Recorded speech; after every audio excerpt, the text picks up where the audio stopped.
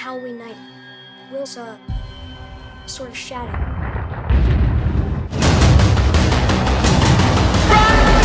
What is wrong with my phone? It's Will.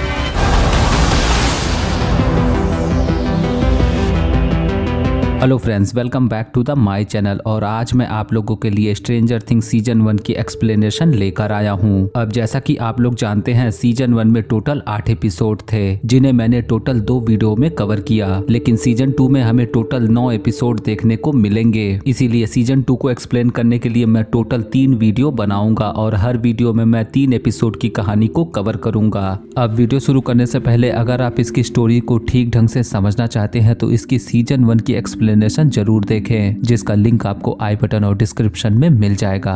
तो चलिए ज्यादा समय ना गुजारते हुए शुरू करते हैं आज के एक्सप्लेनेशन को। अब जैसा कि हमने सीजन 1 के लास्ट में देखा था, जॉयस और हॉपर अपसाइड डाउन के अंदर जाकर के विल को बचा लेते हैं। वहीं दूसरी तरफ एल अपने सुपर पावर का यूज करके उस क्रीचर को मार डालती है, लेकिन उस क्रीचर को मारते वक्त एल खुद भी गायब हो जाती है। अब यहाँ से सीजन 2 की कहानी शुरू होती है, जहाँ पे हम सीजन 1 के इवेंट के टोटल 1 साल बाद की कहानी देखते हैं। अब एपिसोड 1 की शुरुआत अक्टूबर 1984 पेंसिल्वेनिया से होती है, जहां पे हम मास्क पहने हुए कुछ लोगों को देखते हैं जो कि एक बैंक को लूट करके वहां से भाग रहे थे। तभी वहां पे पुलिस आ जाती है और उनका पीछा करने लगती है, लेकिन यहाँ पर ये लोग किसी तरीके से पुलिस से बच करके भाग रहे थे। वहीं हम इन रॉबर्स के साथ में एक लड़की को देखते हैं जो कि अब आंखें बंद करके एल की ही तरह टेलीकाइनेसिस का यूज करती है। और तभी अचानक पुलिस के सामने का पुल नीचे गिर जाता है, जिसकी वजह से पुलिस वाला अचानक से ब्रेक लगा देता है। लेकिन जब वो पुलिस वाले बाहर आते हैं तो वो देखते हैं कि यहाँ पे कोई भी पुल नहीं टूटा था, यानी कि उस लड़की ने अपने पावर का यूज करके इन्हें एक हेलुसिनेशन दिखाया था। क्योंकि अगले ही सीन में हम उस लड़की को देखते हैं जिसे एल की ही तरह नाक से खून आ रहा था। और इसी के साथ ये सीन यहीं पे कट हो जाती है। अब दोस्तों, ये लड़की कौन है इसके बारे में आपको आगे पता चलेगा। अब अगले ही सीन में हम माइक, विल, डस्टिन और लूकस को देखते हैं जो कि एक साथ मिलकर के कोई गेम खेल रहे थे। तभी यहाँ पे डस्टिन का कहना होता है कि जो गेम वो लोग खेल रहे हैं उसमें उसका रिकॉर्ड आज तक कोई नहीं तोड़ पाया। लेकिन इस बार जब डस्टिन वो गेम खेलता है तब उसका रिकॉर्ड कोई और ही तोड़ देता है। और जब डस्टिन इस बात का पता करता है कि उसका रिकॉर्ड किसने तोड़ा है तो उसे किसी मैक्स का नाम पता चलता है। यहाँ पे डस्टिन शॉप के ओनर से पूछता है कि ये मैक्स कौन है, लेकिन यहाँ पे ओनर को भी कुछ भी नहीं पता था। अब ये लोग आपस में बात कर ही रहे थे कि तभी हम विल को देखते हैं जो एक बार फिर से आसपास की चीजों को देख करके काफी डरा हुआ था। और तभी अचानक फिर से उसे अपसाइड डाउन की झलक दिखाई देने लगती है, जिसे देख करके विल को अपनी आंखों पे विश्वास नहीं होता है। और जब वो गेम शॉप के बाहर आता है तब उसे आसमान में कोई अजीब सी परछाई दिखाई देती है। अब इससे पहले कि विल कुछ समझ पाता तभी माइक उसे आवाज लगाता है और उसका विजन टूट जाता है। यहाँ पे माइक विल से सवाल करता है कि उसे क्या हुआ, लेकिन विल यहाँ पे कोई भी जवाब नहीं देता है। जिसके बाद ये सीन यहीं पे कट होती है। अब अगले ही सीन में हम हॉपर को देखते हैं जो कि अपने ऑफिस पहुंचता है। ऑफिस पहुंचने पर हॉपर की मुलाकात एक आदमी से होती है जिसका नाम मैरी बाउमैन था। ये आदमी पिछले साल हॉकिंस में हुए घटनाओं के बारे में रिसर्च कर रहा था, जिसे कि हमने सीजन 1 में देखा है। यहाँ पे बाउमैन हॉपर से 11 के बारे में भी बातें करता है। अब जैसा कि हमें पता है कि सीजन 1 की इवेंट के दौरान कई लोगों ने 11 को नोटिस किया था, इसीलिए ये आदमी 11 के ऊपर भी रिसर्च करता है। वहीं दूसरी तरफ इस आदमी का ये भी मानना होता है कि हॉकिंस शहर में जो कुछ भी अजीब हो रहा है उसके पीछे रशियंस का हाथ है। लेकिन हॉपर ये सब कुछ सुन करके उसे नजरअंदाज करता है, क्योंकि हॉपर ने हॉकिंस लैब के लोगों के साथ यही सौदा किया था कि बाहर वो इसके बारे में किसी से भी बात नहीं करेगा। तभी यहाँ पे हॉपर को कोई इमरजेंसी कॉल आ जाता है और वो तुरंत ही निकल जाता है। वहीं अगले ही सीन में हम स्टीव और नैन्सी को देखते हैं जो कि अपने कॉलेज में एक साथ होते हैं। तभी यहाँ पे स्कूल के अंदर हम एक नई लड़की को आते हुए देखते हैं जिसका नाम मैक्स था, जो अपने भाई बिली के साथ यहाँ पे आई थी। वहीं दूसरी तरफ हम विल को देखते हैं जो कि अपने स्कूल में था। और जब वो अपने लॉकर को खोलता है तब उसे उसके अंदर से एक अखबार का टुकड़ा मिलता है जिसमें किसी ने ज़ॉम्बी बॉय लिखा था। अब ऐसा इसलिए था क्योंकि यहाँ पे विल कई महीनों के लिए अपसाइड डाउन में ही फंसा था और यहाँ पर उसके माता पिता ने इसका फ्यूनरल कर दिया था। लेकिन जब विल अपसाइड डाउन से वापस आ गया तो ज्यादातर लोग उसे एक मॉन्स्टर समझने लगे। वहीं अगले ही सीन में हम माइक, डस्टिन और लूकस को देखते हैं जो कि अपने क्लासरूम में थे। तभी इनके क्लासरूम में वही लड़की आ जाती है जिसका नाम मैक्स था, क्योंकि मैक्स का एडमिशन इन्हीं के क्लास में हुआ था। वहीं अब मैक्स का नाम सुनकर के डस्टिन समझ जाता है कि इसी ने उसका रिकॉर्ड ब्रेक किया, जिसके तुरंत बाद सीन कट होकर के हॉपर की तरफ मुड़ जाती है। यहाँ पे हॉपर को एक आदमी ने अपने पास बुलाया था, क्योंकि इस आदमी के खेत में लगे हुए पॉपकिन्स अजीब कारण से सड़ गए थे। यहाँ पर ये आदमी हॉपर को बताता है कि ये सारे पॉपकिन पिछले दिनों तक एकदम फ्रेश थे। ये सुन करके हॉपर को थोड़ा अजीब लगता है। वहीं जब हॉपर छानबीन कर रहा था तभी उसे पास ही के खेत में कोई अजीब सी चीज हिलती हुई दिखाई देती है, लेकिन जब हॉपर आगे बढ़ करके वहां जाता है तो उसे कोई नहीं मिलता है। वहीं अगले ही सीन में हम माइक, डस्टिन और लूकस को देखते हैं, जो कि स्कूल में आई नई लड़की मैक्स के बारे में जानने की कोशिश कर रहे थे। तभी यहाँ पे विल की माँ आ जाती है उसे स्कूल से ले जाने के लिए। वहीं जब विल अपनी माँ की तरफ बढ़ता है तब उसे स्कूल के सारे बच्चे अजीब तरीके से देखते हैं। वहीं दूसरी तरफ माइक, डस्टिन और लूकस को विल को देख के थोड़ा अजीब लगता है, क्योंकि पिछले कुछ दिनों से विल काफी अजीब बर्ताव कर रहा था। वहीं दूसरी तरफ विल और जॉयस तुरंत ही हॉकिंस लैब पहुंचते हैं, जहां पे हॉपर उनका इंतजार कर रहा था। और अब लैब के अंदर जाने के बाद उनकी मुलाकात डॉक्टर सैम से होती है। यहाँ पे डॉक्टर सैम विल की बॉडी को एग्जामिन करते हैं, क्योंकि विल के अपसाइड डाउन से वापस आने के बाद अभी भी उसे कुछ विजन आ रहे थे। इसीलिए डॉक्टर सैम विल से उसके विजन के बारे में सब कुछ पूछते हैं। और विल की बातें सुनने के बाद डॉक्टर सैम जॉयस और हॉपर को बताते हैं कि विल अभी भी ट्रॉमेटाइज है और आगे आने वाले समय में विल की हालत और बिगड़ सकती है, जो सुन करके जॉयस अब घबराने लगती है। लेकिन यहाँ पे डॉक्टर सैम का कहना होता है कि विल जल्द ही इस ट्रॉमा से रिकवर हो जाएगा, जिसके बाद ये लोग यहाँ से निकल जाते हैं। अब इनके जाने के बाद हम डॉक्टर सैम को देखते हैं, जो कि तुरंत ही हॉकिंस लैब के बेसमेंट में आता है। यहाँ पे हम एक आदमी को रेडिएशन सूट में देखते हैं, जो कि अब सूट पहनने के बाद अंदर आकर के अपसाइड डाउन के दरवाजे पे लगे हुए टेंटिकल्स को आग लगा देता है। जिसके बाद सीन कट होकर के स्टीव और नैन्सी की तरफ मुड़ जाती है, जो कि बारबरा के घर पहुंचे थे। यहाँ पे स्टीव और नैन्सी बारबरा के माता पिता से मिलते हैं। यहाँ पे बारबरा के माता पिता बारबरा के गायब हो जाने से अभी भी बहुत परेशान थे। और अब बातों ही बातों में हमें पता चलता है कि मैरी बाउमैन को बारबरा के माता पिता ने ही हायर किया था उसे ढूंढने के लिए, क्योंकि यहाँ पे बारबरा के माता पिता को लगता है कि हॉकिंस पुलिस ने उनकी बेटी बारबरा को ठीक तरीके से नहीं ढूंढा, इसीलिए उन्होंने बाउमैन को हायर किया, जो कि एक इन्वेस्टिगेटिव जर्नलिस्ट था। वहीं उनके माता पिता को अभी नहीं पता था कि उनकी बेटी बारबरा अब इस दुनिया में नहीं रही। ये देख करके नैन्सी काफी उदास हो जाती है और उन्हें सच्चाई बताने की कोशिश करती है, लेकिन जाहिर तौर पर उन्हें देख करके नैन्सी की हिम्मत नहीं होती है। वहीं अगले ही सीन में हम माइक को देखते हैं, जो कि अपने घर के बेसमेंट में होता है। यहाँ पे माइक वॉकी टॉकी लेकर के उसी जगह पे बैठता है जहाँ पे वो एल को रखता था। यहाँ पे माइक वॉकी टॉकी लेकर के उस दिन का इंतजार करता है जब एल शायद उससे कांटेक्ट करे, क्योंकि यहाँ पे माइक को पूरा यकीन था कि एल अभी भी जिंदा है। जिसके बाद सीन कट होकर के डस्टिन की तरफ मुड़ जाती है, जो कि अपने घर पहुंचता है। और जब वो अपने घर के अंदर जा रहा होता है तब उसे कोई अजीब सी आवाज सुनाई देती है, पर वो इस चीज को नजरअंदाज कर देता है। और डस्टिन के जाने के बाद हम देखते हैं कि वहाँ के डस्टबिन में कोई चीज थी। वहीं अगले सीन में हम विल को देखते हैं, जो कि अपने भाई जोनाथन के साथ में था। यहाँ पे विल जोनाथन से बातें करता है, जिसमें विल का कहना होता है कि जब से वो अपसाइड डाउन से वापस आया है स्कूल के सारे लोग उसे काफी अजीब तरीके से ट्रीट करते हैं, जो सुन करके अब जोनाथन विल को समझाता है कि वो चिंता ना करे और आने वाले समय में सभी लोग इस बात को भूल जाएंगे। वहीं दूसरी तरफ हम जॉयस को देखते हैं, जो कि बॉब नाम के एक आदमी के साथ रिलेशनशिप में होती है। जिसके बाद ये सीन यहीं पे कट होकर के हॉपर की तरफ मुड़ जाती है, जो कि अपने घर में था। अब अंदर आने के बाद हॉपर देखता है कि वहाँ के टेबल पर कोई नाश्ता किया था। अब ये देख करके हॉपर किसी को आवाज लगाता है और तभी यहाँ पे हम 11 को आते हुए देखते हैं, जो कि अभी तक जिंदा थी, लेकिन यहाँ पे हॉपर बाकी लोगों से ये बात छुपा रहा था। अब ये देख करके आपके मन में सवाल आ रहा होगा कि हॉपर ऐसा क्यों कर रहा है और 11 की जान कैसे बची। इसके बारे में आपको आगे के एपिसोड में पता चलेगा। अब एपिसोड के लास्ट सीन में हम विल को देखते हैं, जो कि अपने बाथरूम में होता है। यहाँ पे विल अपना काम कर ही रहा था कि तभी अचानक एक बार फिर से उसे अपसाइड डाउन की झलक दिखाई देती है, जो देख करके अब बुरी तरीके से डरा हुआ विल जब घर के बाहर आता है। घने काले अंधेरे में विल को अपने सामने मकड़ी जैसा एक बड़ा सा क्रीचर दिखाई देता है, जो देख करके विल बहुत ज्यादा डर जाता है। और इसी के साथ एपिसोड 1 यहीं पे एंड हो जाती है। अब एपिसोड 2 की शुरुआत में हम 11 को देखते हैं जो कि अपसाइड डाउन में उसी स्कूल में फंसी थी और ये उसी दिन की कहानी है जब सीजन 1 के एंड में 11 ने उस क्रीचर को मारा था। यहाँ पे हमें पता चलता है कि जब 11 ने उस क्रीचर को मारा तब वो अनजान कारण से अपसाइड डाउन में ही टेलीपोर्ट हो गई। यहाँ पे 11 डरते हुए आगे बढ़ती है, तभी उसे एक जगह पे कोई रास्ता दिखाई देता है और जब 11 उसके बाहर देखती है तब उसे हॉकिंस लैब के लोग बाहर ही दिखाई देते हैं और उनके जाने के बाद 11 अपने पावर का यूज करके वापस से अपनी दुनिया में लौट आती है। अब यहाँ से निकलने के बाद वो तुरंत ही माइक के घर पहुंचती है जहाँ पे पुलिस वाले और हॉकिंस लैब के लोग छानबीन कर रहे थे।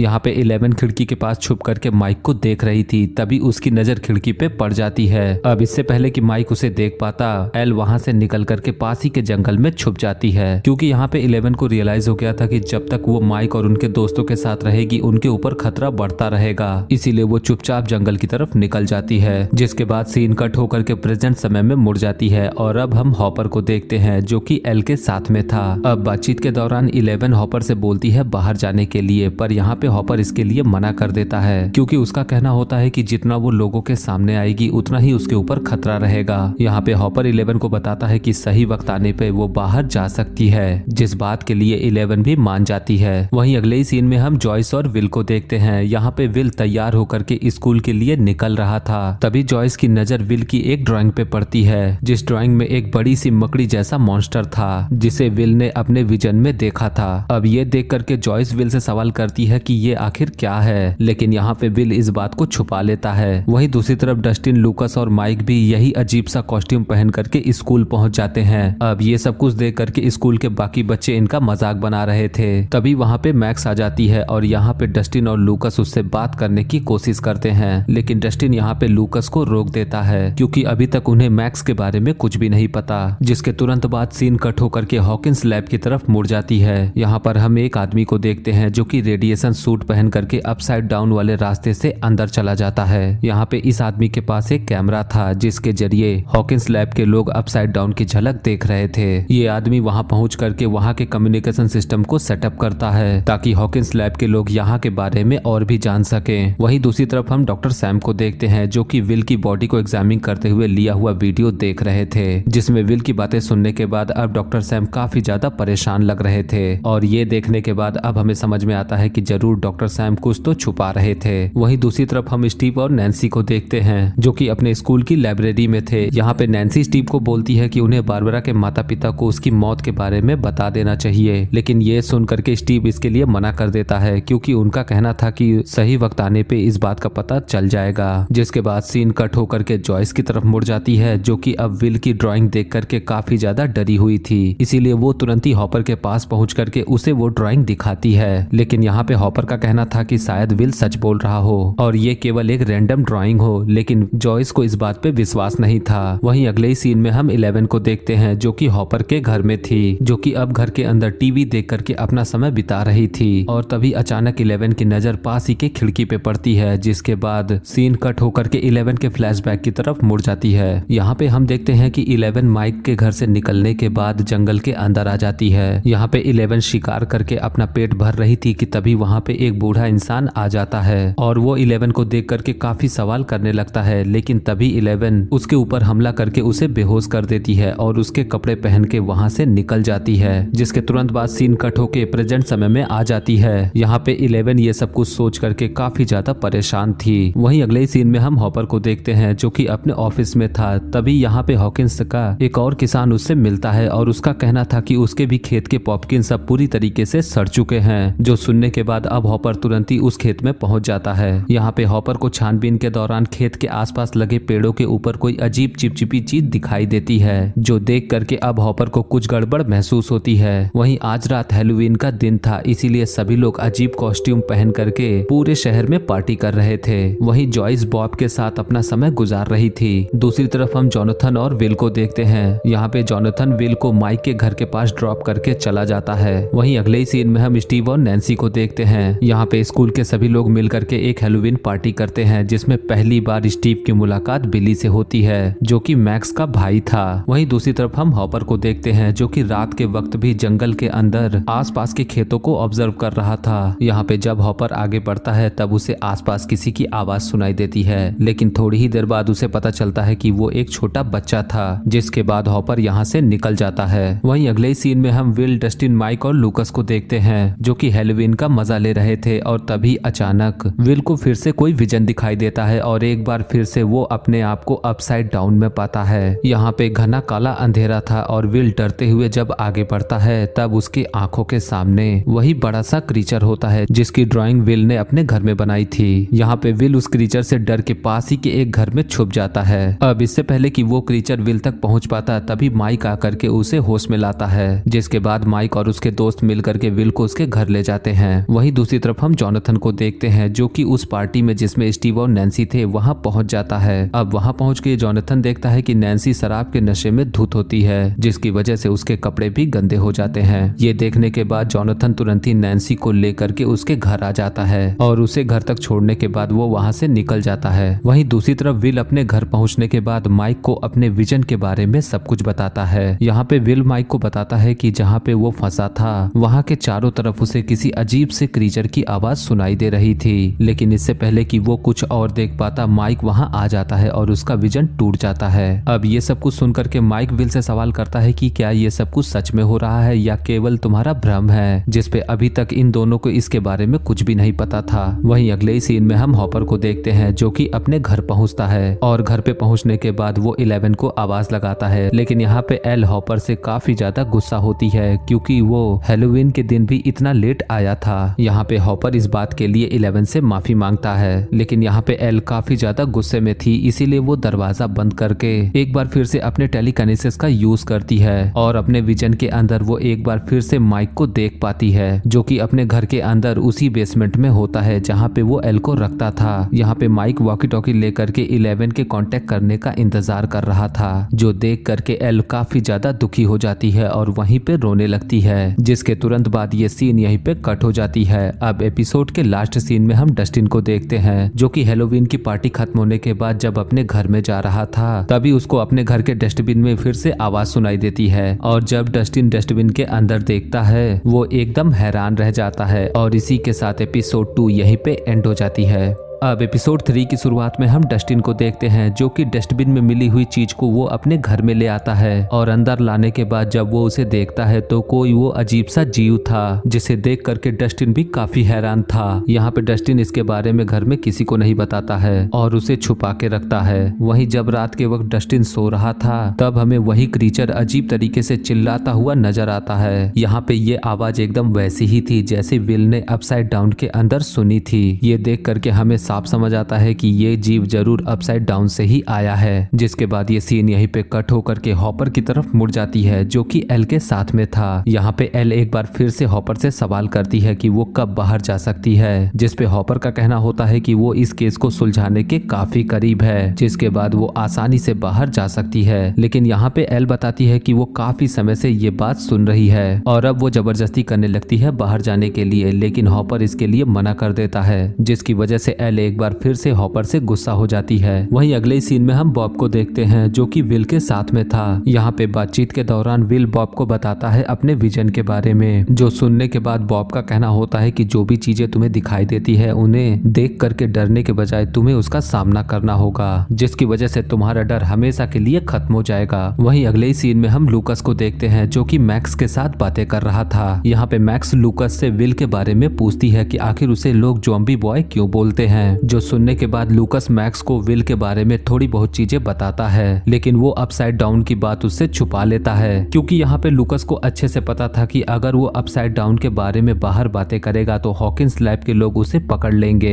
वहीं दूसरी तरफ मैक्स को ये सब कुछ सुनकर के उसके ऊपर विश्वास नहीं होता है और वो वहाँ से चली जाती है। वहीं अगले ही सीन में ये सभी लोग अपने क्लासरूम में होते हैं, तभी यहाँ पे डस्टिन सभी को बताता है कि क्लास खत्म होने के बाद वो उनसे बाहर मिले क्योंकि वो उन्हें कुछ दिखाना चाहता था। वहीं अगले ही सीन में हम हॉपर को देखते हैं जो कि अपनी छानबीन के दौरान ये पता लगाने की कोशिश कर रहा था कि सभी खेतों में पॉपकिंस क्यों सड़ रहे हैं, और अब छानबीन के दौरान हॉपर को पता चलता है कि ये सारी चीजें उसी खेत के आसपास हो रही हैं जहाँ पे हॉकिंस लैब मौजूद है, जो देख करके हॉपर अब बहुत डर जाता है और तुरंत ही वहाँ से निकल जाता है। वहीं अगले ही सीन में हम एल के एक फ्लैशबैक को देखते हैं जिसमें एल जब पहली बार हॉपर के घर पे रहना शुरू करती है तब हॉपर उसे वहाँ के रहने के सारे नियम समझाता है ताकि ताकि वो हॉकिंस लैब के लोगों की नजरों से दूर रहे। यहाँ पे हॉपर एल की सुरक्षा करने के लिए ढेर सारे ट्रैप अपने घर के आसपास लगा देता है ताकि अगर कोई अनजान इंसान यहाँ पे घुसने की कोशिश करे तो एल को आसानी से पता चल जाए। जिसके बाद सीन शिफ्ट होकर के प्रेजेंट समय में आती है और यहाँ पे हम एल को देखते हैं जो कि इतनी दिनों से घर के अंदर रहते हुए काफी ज्यादा बोर हो गई थी, इसीलिए वो उस ट्रैप को पार करके वहां से बाहर निकल जाती है। वहीं अगले ही सीन में हम माइक, डस्टिन और लूकस को देखते हैं। यहाँ पे डस्टिन अपने दोस्तों को वही अजीब जीव दिखाता है जो देख करके माइक और लूकस भी काफी ज्यादा परेशान होते हैं। वहीं दूसरी तरफ हम विल को देखते हैं जो कि उस जीव को देखने के बाद अजीब कारण से एकदम चुपचाप होता है। तभी यहाँ पे डस्टिन सभी को बताता है कि इस जीव को गर्मी बर्दाश्त नहीं होती है और उसे हमेशा अंधेरे में रहना ही पसंद है, जो सुन करके इन लोगों को काफी अजीब लगता है। वहीं दूसरी तरफ हम मैक्स को देखते हैं जो कि इस जीव को देखने के बाद अब भी काफी ज्यादा परेशान होती है और उसे इन लोगों की कोई भी बात समझ में नहीं आ रही थी। यहाँ पे मैक्स इन सभी लोगों से इन सभी चीजों के बारे में काफी सवाल करती है लेकिन जाहिर तौर पर कोई भी उसे कुछ नहीं बताता है। वहीं दूसरी तरफ हम हॉपर को देखते हैं जो कि तुरंत हॉकिंस लैब पहुंच करके डॉक्टर सैम को लैब के आसपास हो रही अजीब घटनाओं के बारे में बताता है। यहाँ पे हॉपर डॉक्टर सैम से सवाल करता है कि जो भी चीज हॉकिंस लैब के अंदर मौजूद है वो चीज यहीं से फैल रही है जिसकी वजह से आसपास में किसानों के खेत बर्बाद हो रहे हैं। यहाँ पे डॉक्टर सैम का कहना होता है कि हॉकिंस लैब के अंदर कोई भी गड़बड़ नहीं है और बाहर जो कुछ भी हो रहा है उसके बारे में वो कुछ भी नहीं जानते हैं। लेकिन यहाँ पे हॉपर को पूरा यकीन था कि जो कुछ भी हो रहा है उसमें हॉकिंस लैब का हाथ जरूर है। वहीं अगले ही सीन में हम नैन्सी और जोनाथन को देखते हैं। यहाँ पे नैन्सी जोनाथन से बारबरा के बारे में ही बातें कर रही थी। नैन्सी इस बात को लेकर के हर वक्त दुखी रहती थी क्योंकि उसे ऐसा लगता है कि शायद बारबरा की मौत उसकी ही वजह से हुई है, जो सुनने के बाद अब जोनाथन बोलता है कि उसमें इसकी कोई गलती नहीं। वहीं अगले ही सीन में हम जॉयस को देखते हैं जो कि हैलोवीन की रात हुई रिकॉर्डिंग को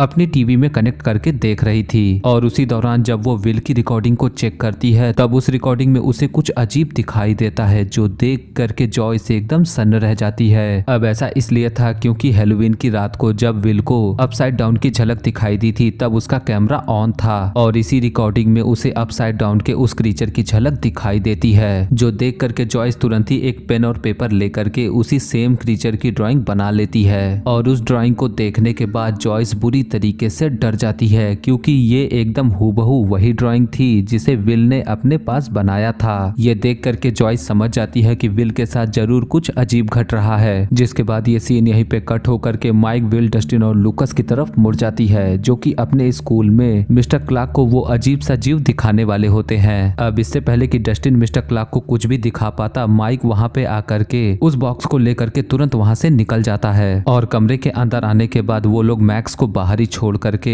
डस्टिन से बातें करने लगते हैं। तभी यहाँ पे विल डस्टिन को बताता है कि जब उसे अपसाइड डाउन की झलक दिखाई दी थी तब वहाँ पे उसने जिसकी आवाज सुनी वो एकदम इसी जीव से मिलती जुलती है। इसीलिए यहाँ पे माइक और लूकस का मानना होता है कि ये वही जीव है जिसने इनके ऊपर पिछली बार हमला किया था। यहाँ पे माइक डस्टिन को बोलता है इसे मारने के लिए, लेकिन जाहिर तौर पर विल इसके लिए तैयार नहीं था क्योंकि डस्टिन को ऐसा लगता है कि ये कोई नया जीव है और उसकी खोज उसने की है। वहीं दूसरी तरफ हम मैक्स को देखते हैं जो कि दरवाजे को खटखटा रही थी लेकिन यहाँ पे कोई भी दरवाजा नहीं खोलता है और अब हार मान करके मैक्स तुरंत ही एक तार की मदद से वहाँ के लॉक को खोल देती है। वहीं दूसरी तरफ ये लोग आपस में ही लड़ रहे थे तभी उस बॉक्स के अंदर से आवाज आने लगती है जिसके अंदर वो जीव होता है। ये देख करके माइक डर जाता है और तुरंत ही उसे मारने के लिए बढ़ता है, लेकिन यहाँ पे डस्टिन उसे रोक लेता है और जैसे ही वो लोग बॉक्स खोलते हैं तब वो देखते हैं कि वो जीव अब काफी ज्यादा बड़ा हो गया था और मैक्स के दरवाजा खोलते ही वो जीव वहाँ से बाहर भाग जाता है। ये देख करके ये सभी लोग उस जीव को पकड़ने के लिए उसकी तरफ भागते हैं लेकिन वो जीव आगे जाकर के स्कूल के अंदर ही कहीं पे छुप जाता है। जिसके बाद सीन कट होकर के हॉपर की तरफ मुड़ जाती है जो कि अपनी इन्वेस्टिगेशन कर रहा था। तभी एक ऑफिसर हॉपर को रिपोर्ट करता है कि पासी की एक औरत ने उस अजीब रशियन लड़की को देखा है जिसके बारे में मैरी बॉमन बता रहा था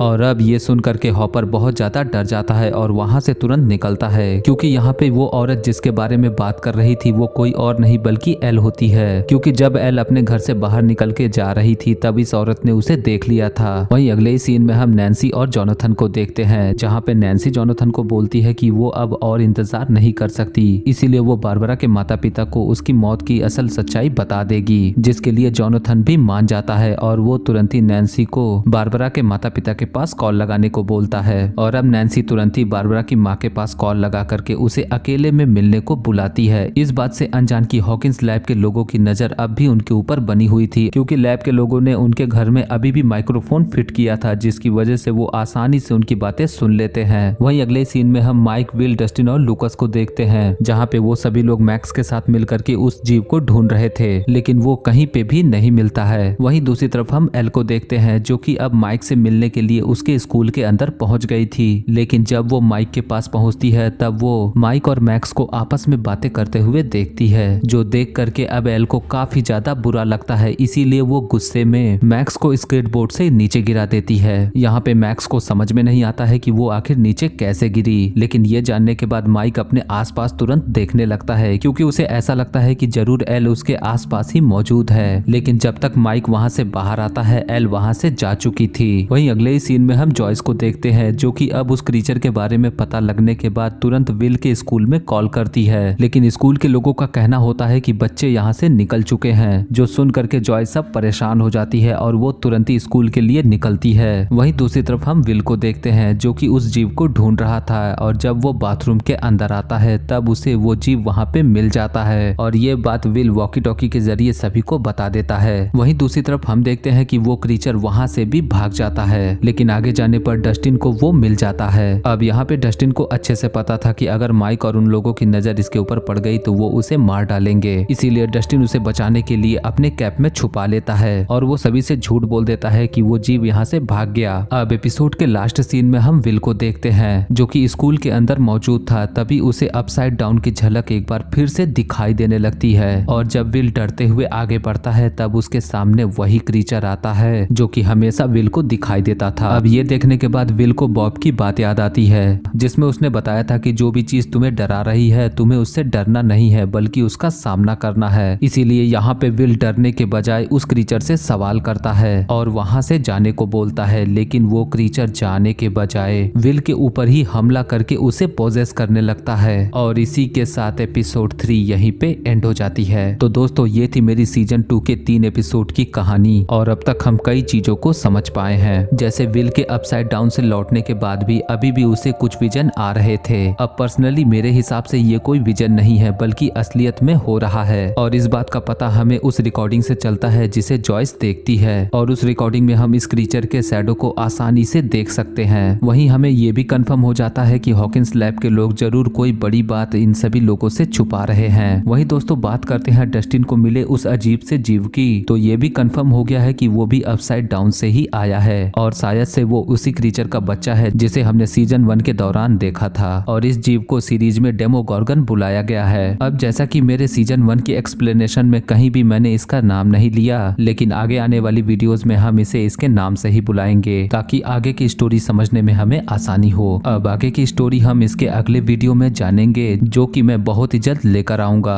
अब अगर आप उस वीडियो को मिस नहीं करना चाहते हैं तो हमारे चैनल को सब्सक्राइब जरूर करें, ताकि जब भी वो वीडियो आए तो उसकी नोटिफिकेशन आपको तुरंत मिल जाए। वहीं वीडियो अच्छा लगा हो तो वीडियो को लाइक जरूर करें और चैनल को सब्सक्राइब करके हमें सपोर्ट जरूर दिखाएं। मिलूंगा आपसे अगली वीडियो में, और आज की वीडियो में बस इतना ही। वीडियो अच्छा लगे तो वीडियो को लाइक और शेयर जरूर करें, और आने वाली वीडियोस की नोटिफिकेशन पाने के लिए हमारे चैनल को जरूर सब्सक्राइब करें। मिलूंगा आपसे अगली वीडियो में, तब तक के लिए गुड लक।